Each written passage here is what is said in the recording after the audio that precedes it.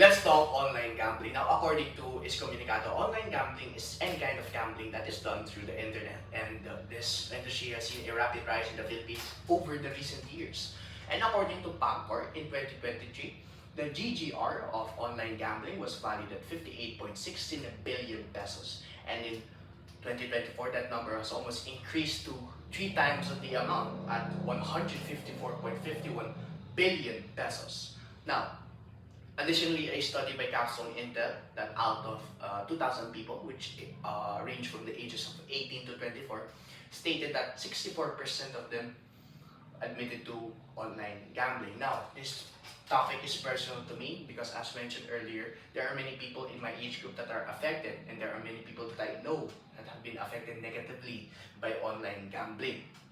Now, let's move on and look at what the specific goals in the Philippine Development Plan that are being affected by online gambling. Now, first of all, it's Chapter 3, to reduce vulnerabilities and protect purchasing power. Now, because online gambling can lead to addiction, especially if you do it a lot of times, uh, it can reorient your priorities of where you should put your money.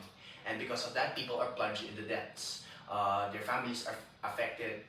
Their financial ability to sustain their families are affected. And it can reduce their financial resources as a whole because of that. Now, if you want to know more about the personal experiences of people who have been in online gambling addictions, you should go watch Off the Record at youtube.com. Let's move on. For Chapter 14, to practice good governance and improve bureaucratic efficiency. Now, the prevalence of online gambling in the Philippines is reflective of the government and their policies surrounding this.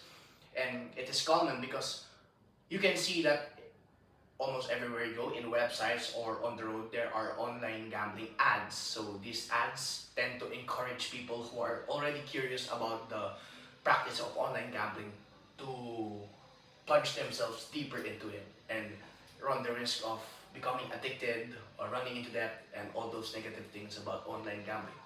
Now, additionally, uh, there has been a bill that has been announced at the Senate, but the Bill 47, which is the Anti-Online Gambling Act, which bans all kinds of online gambling in all its forms. And although it has been passed as it has not been passed as a bill yet, so there are still some steps in order to address the issue of online gambling in the Philippines. Now, next, what are the steps that, as a Filipino and as a person inspired by Marcos and Chua, to combat this problem? So, for me, if you see something, say something. Now, if I see someone that is trying or at least curious about online gambling, the best I can do is inform them instead of doing nothing. And if there are people who are deep into online gambling, yes, I will still try to make an effort to talk to them and inform them of the possible risks of online gambling.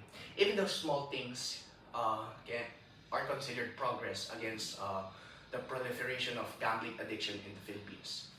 So you can do your part and I can do mine. Now, what are the specific good citizenship values that we must apply in this process of handling online gambling? First of all is the good value citizenship of order. Basically, it means first things first. What are the things that you should prioritize first before resorting to gambling? So people tend to see gambling as a way of easy money. Well, prioritize what are the better ways to earn money that is sustainable rather than gambling, since gambling is risky and can incur negative effects on you and the people around you.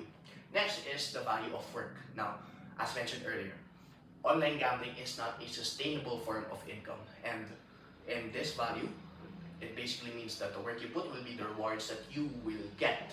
So, in order to have a more sustainable income, you should focus on having on what kind of jobs you should get instead of gambling, which can, as mentioned earlier, incur risks basically. So the last one is concern for family and future generations. Now, people who are plunged into debt because of online gambling, they are not only ones affected. The people who are affected are there are more people that are affected, which are their friends, their families, their loved ones. I mean, in being a responsible person, you should not invest your money into things that, well, are risky. You should instead invest it in people that you care about. If you can invest it in yourself properly, then you should at least invest it in the people you care about. Thank you, and that has been my short video on online gambling.